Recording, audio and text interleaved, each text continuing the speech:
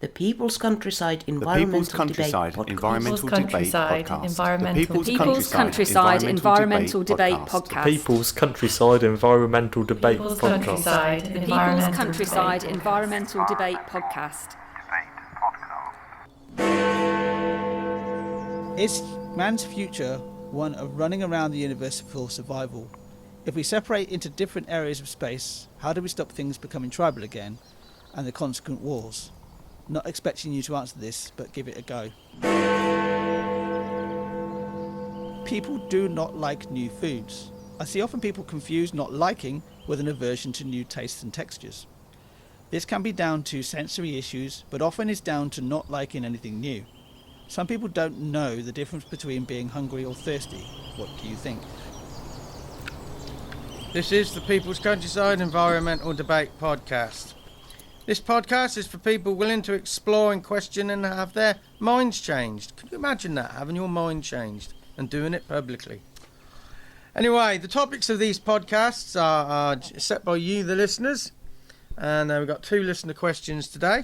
And we always try and bring them back to the environment in some way. And sometimes it's a bit tenuous, but we do try.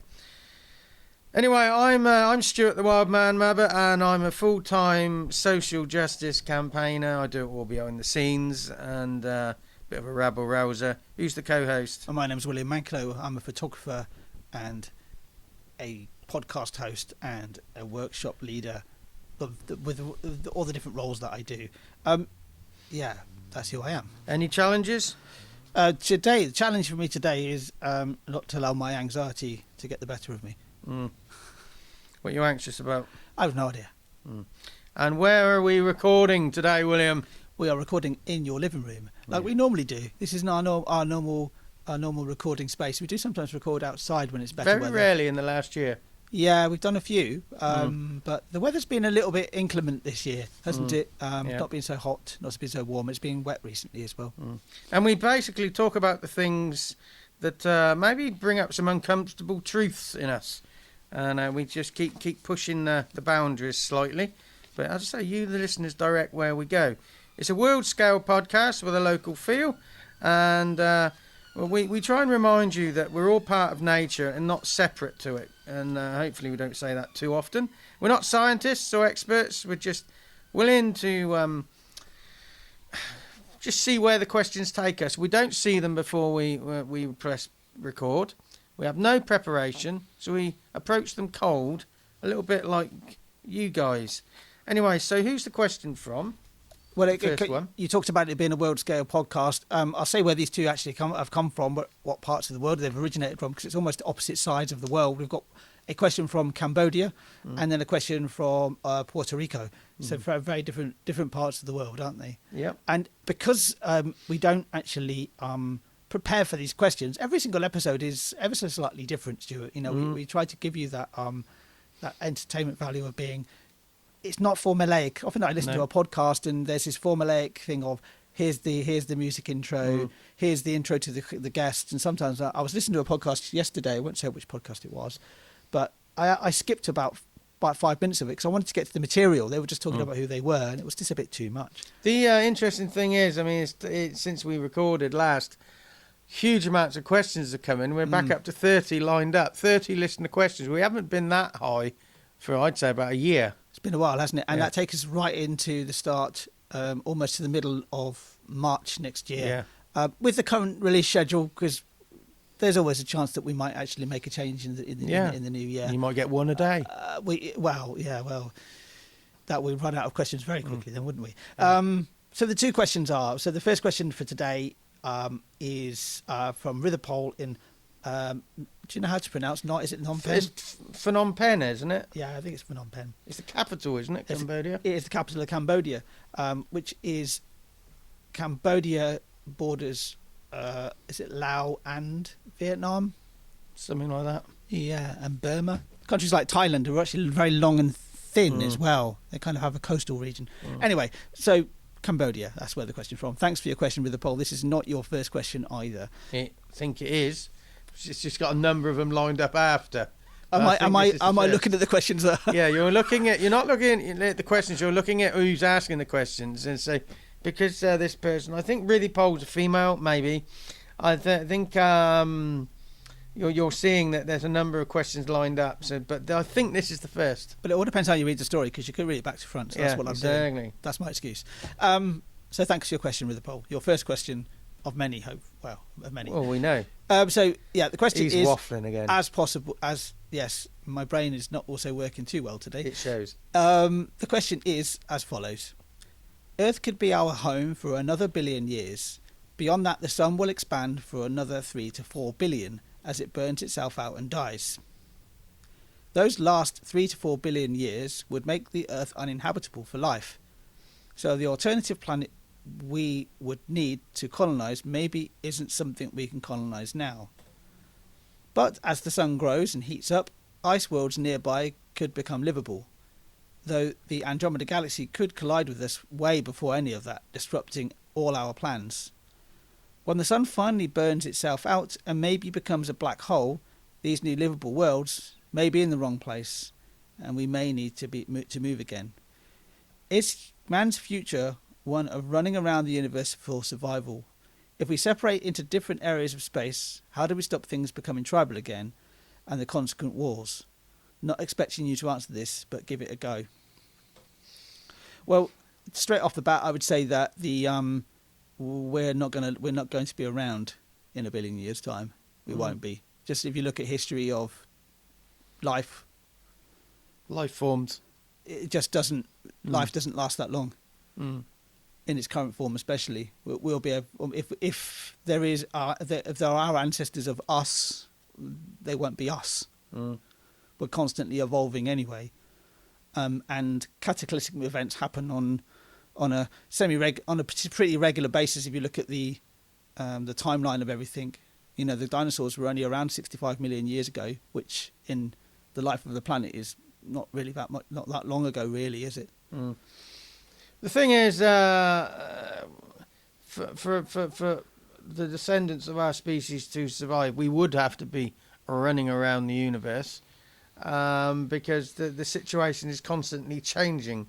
And when Andromeda hits us, I mean, all the orbits are going to just be completely disruptive. Some are going to collide. It's an interesting one.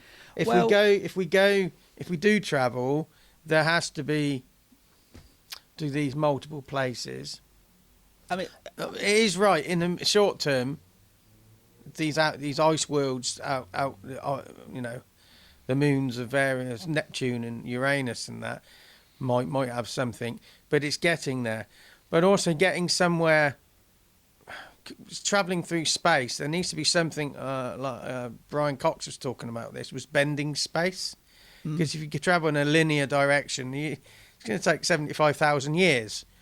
So bending space, like, you know, that's an interesting thing. I think we're stuffed really here. Even getting to the closest star system to ours, to the next solar system, is even at the speed of light takes around about 4 years. I wouldn't concern yourself too much with the Andromeda galaxy. It definitely will. Collide is the wrong word. We use the word collide. We use the word collide as though we see two vehicles driving down a road and smacking into each other. It's not going to happen that way. There is so much space between objects in the galaxy, even within our own solar system. Just get this into your mind, that you can fit, if you lined up every single planet in the solar system side by side, without the Earth, of course, you can actually fit them between here and the moon. That's how small the planets are compared to the whole solar system. The solar system is so vast. In itself, it's vast. And there is so much space even between the stars. Even, like I said, the closest star is to the sun, and I always forget what the actual name of it is 4 light years away. And that is a very, very long way away. It was, so that's not going to be an issue. The burning out of the sun is not going to be an issue for us, because we are going to be, if we do survive, we're going to be a different species. And as the sun evolves, as the sun begins to burn out and die out, it's going to be over millions and billions of years, which is what evolution does. Evolution adapts. We're adapted perfect to the situation that we're in right now. We actually think that we think that this is like how can life evolve to this perfect to be perfect for these? Now, why is life so perfect for these conditions? Well, it's because it's had billions of years to evolve to be perfect for these conditions, and that's what it will continue to do. Well, the conclusion of Ridley Paul's question is: if we separate into different areas of space, how do we stop things becoming tribal again? It would be difficult, wouldn't it? But it's the same old stuff all over again. In a way, it is. But also, there's this idea of if humans were to travel to another and start living on another planet. A good example would be if we settled on Mars.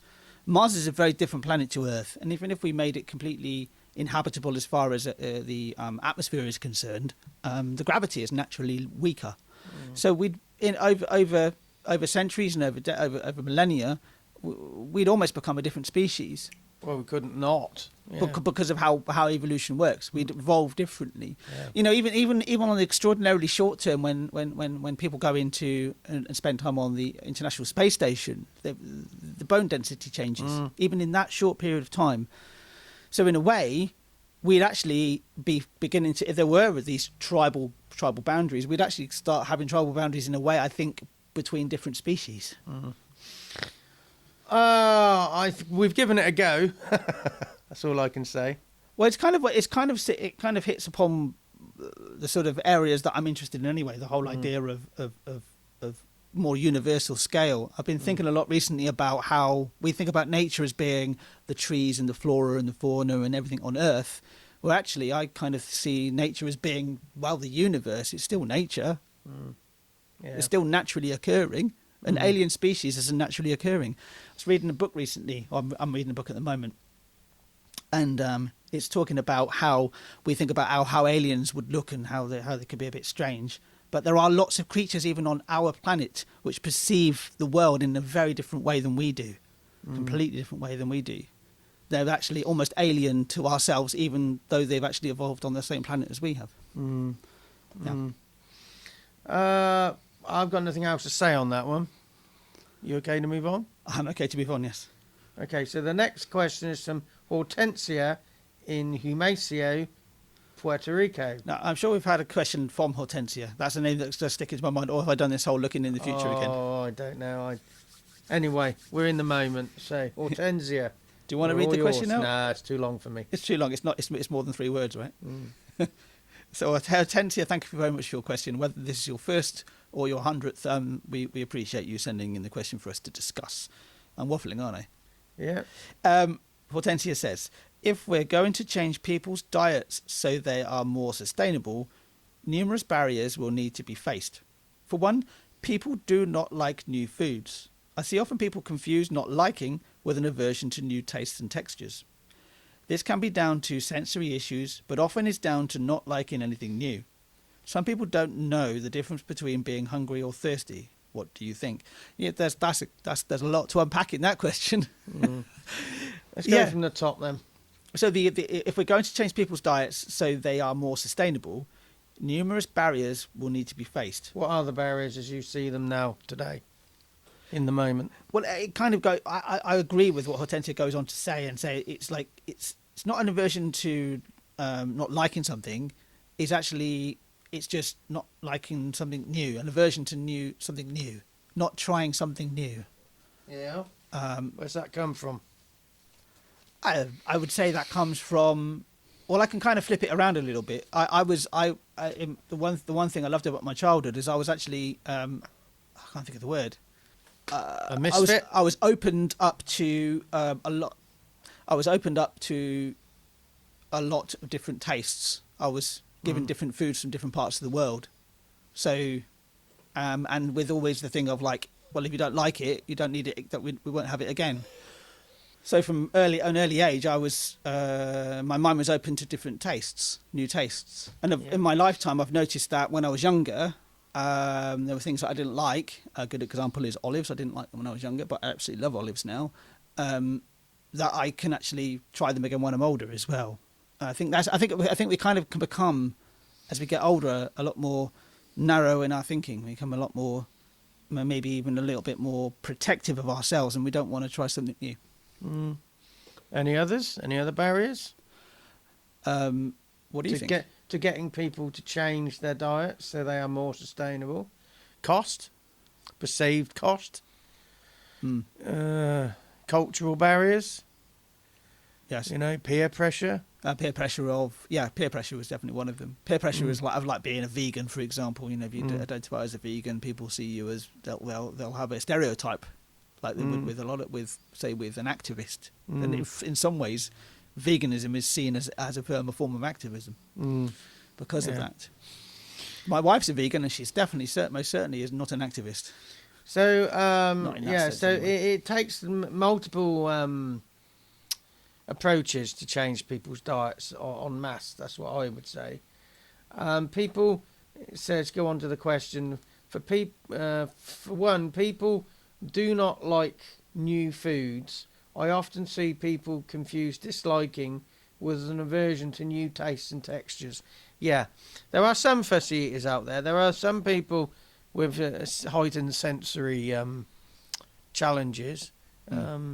Autistic or whatever, and so I can fully appreciate that. But I what was his name? The cricketer, tall guy, Yorkshireman, Andrew Flintoff. Flintoff, yeah, he took a bunch of kids from Preston. Well, one was from Blackpool, but what's the difference between Blackpool and Preston? Well, a few miles. Anyway, took them over to India. And he chose kids that were from challenged backgrounds, or that he felt they needed an opportunity. And there's one autistic kid there. He didn't. He just ate chocolate, and it took him about 4 or 5 days of being there. But he did try things, and even though he had autism, he did begin to eat a little bit more. So I think it's. So you are right, Hortensia. Some people confuse not liking with an aversion, because it's just. Some people say, "Oh, I don't like this." It's just an easy way to market that they don't eat certain things. If they say, "Oh, I'm a fussy eater," they get people's backs up. So it's, I don't like this. Yeah, people do confuse. I mean, you say later in your question, some people don't know if they're thirsty or hungry. Somebody I used to work with years ago, I said that to him, and he reared up at me. Well, I know. Anyway, well, maybe you do, you arrogant.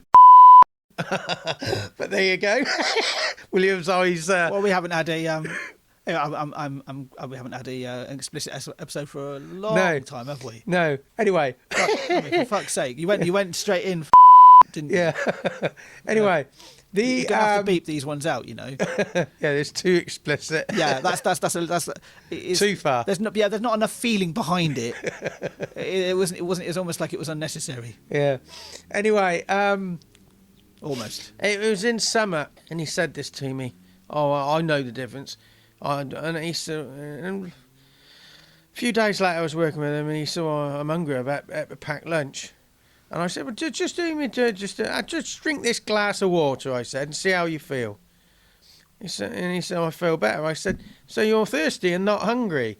The thing is, if you want to try and lose a bit of weight and you feel peckish, just have a drink. If you still feel hungry, you're probably hungry, but just have a drink first, because then you actually begin to know the difference in the sensation.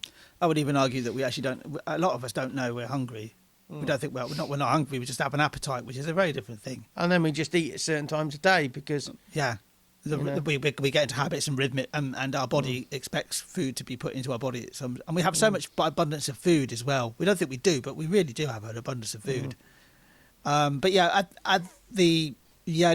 so often confusing the idea of not liking with an aversion to new taste reminds me of my mum's mother, my nan. She wouldn't, and her family, a lot of her family just wouldn't eat foreign rubbish, as they would call it. Don't want that foreign muck. Yeah, exactly. That's exactly the line they would take. And it reminds me of Little Britain. Yeah, it's just a good one is Peter Kay talking about garlic, doing a caricature of his dad about garlic bread. But he's quite happy to eat in Indian. For Indian food, because he doesn't see it as Indian food, he sees it as British food. Yeah. So it's like, well, yeah. But always, the action. I think the action for this is just try something. Sometimes just try something, and you might actually just be like, "Oh, no, I'm never going to have that again." If you're hungry on your own, you'll Yeah. eat it. You'll eat most things. Yeah. Yeah. I mean, I was so hungry a while back. I was sat on the lawn and my ass was snapping at the grass. And you're a bit peckish when your ass is snapping at the grass. Anyway, That's a visual reference. Can't get out of your head now. But I remember my wife has said to me in the past that when she was younger she did not like garlic. She didn't like the smell of it. Now she's like, it's almost like she can't have too much garlic. It's like it's something that she really enjoys. So as I said, the action is just try something new. Always go out there and try something new. You might not like it, you might like it.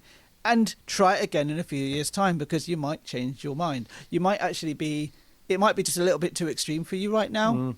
But also, be aware of your own limits as well. I know for a fact that I don't like spice just for the hell of it. I don't like things that are just literally burning my mouth. I don't see the point in that. I want some flavour with my spice. I like spice, but I want it to be alongside something else. Yeah. As part of a palette. Yeah, when I was a textures kid, I flavours. couldn't eat oranges, but that was because they were just too acidic. I was never keen on fat, the texture of it, and the texture of onions. But I outgrew that. But I was aware that people around me who didn't like things when I was a kid, I used to say, "Oh, I don't like them," because they didn't. But you have to grow out of that.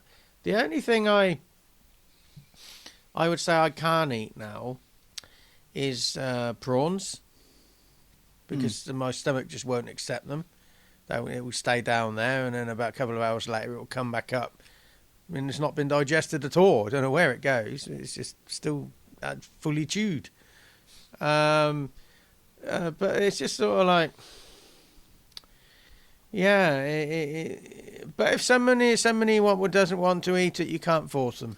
No, and one thing to also bear in mind as well, that we all smell things differently as well. And we often think that taste is in the mouth, but actually a lot of your taste is not the mouth, it's your nose. Yeah. It's a sense of smell, which is, remember when you have a cold? Yeah. What's the first thing that goes away? It's your sense of taste. That tells you everything. It's blocking up it's blocking up your olfactory senses. So some people actually, for example, coriander, some people think it tastes of soap. But some people, if they have a certain genetic makeup, smell sweat and that type of thing as vanilla smell. Anyway, you said it at the beginning of this episode when Ruthie Pole set the first question. Yeah. Sets the first question in the next episode as well. Sets the first question in the next episode. So that I think that was a first question. I may be wrong, but there's a number of them coming up now. So next episode, Ruthie Pole from Cambodia is back, and Debs from England, Didcot in Oxfordshire. I'm always scared of Debs. She frightens me for some reason.